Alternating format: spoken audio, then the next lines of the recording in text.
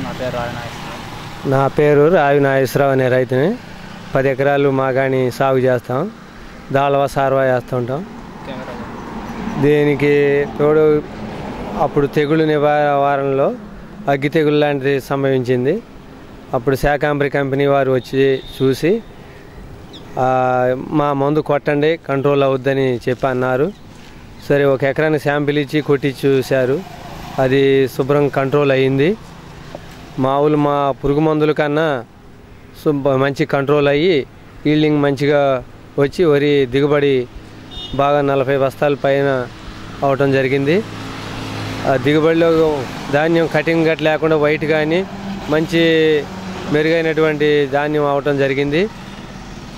మిగతా దానికంటే ఈ ఎకరం పెచ్చు దిగుబడి అయినది.